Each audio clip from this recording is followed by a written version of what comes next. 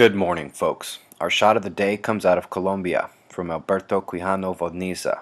Terrific color shot of Comet Ison, still holding together for the dive in November. About 30 years ago, one of the most incredible volcanic sites captured on film blew Mount St. Helens apart.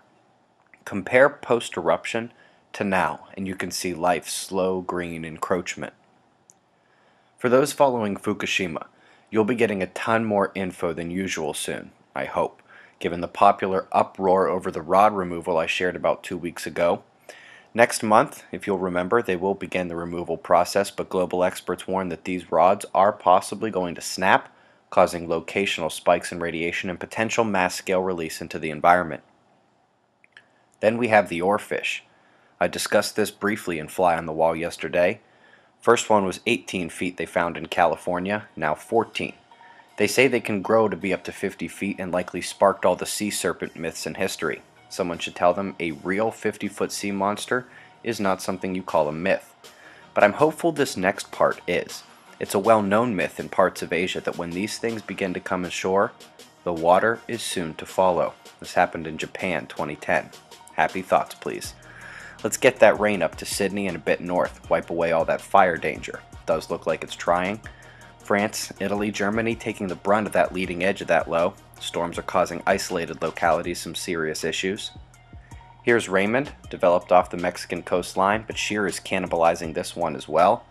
First, let's see the cold streaking down into the US, but there's a noticeable and definitive separation between the moisture masses, keeping that southeast much warmer than everyone else from the moisture from Raymond.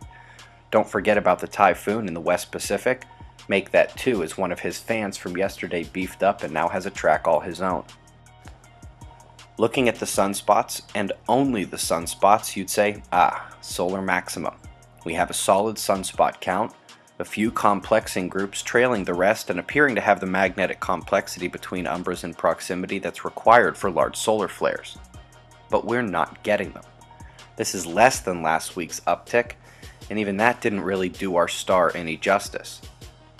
Looking at 24 hours of solar wind from ACE, this is somewhat unhelpful. Let's go 3 days. That's a bit better. You can see the speed in yellow is definitively falling. So let's go out a full week, and now we can see the full, now ended, coronal hole stream. In yellow and green, you see the plasma speed and temperature rise up sharply and then trail away, with the signature leading density spike in orange out ahead, the best signal of such a stream.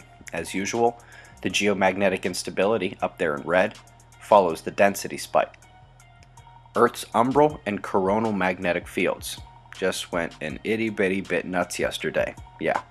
Put that in your pocket for the coronal hole power, which you'll remember on the right there, the scale. Greens and blues with a dot of yellow when we last spoke. The situation has intensified significantly.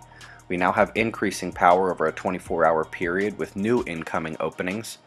Mars and Neptune opposing, with Mercury conjoined Saturn with a near full moon opposed to them. Gulf of California got us going again. There are a number of other locations taking upticks, including Indonesia and the Middle East. Got the watch factors? Sunspots. Eyes open. No fear, it's 6:45 a.m. Eastern Time, and that's the news. Be safe, everyone.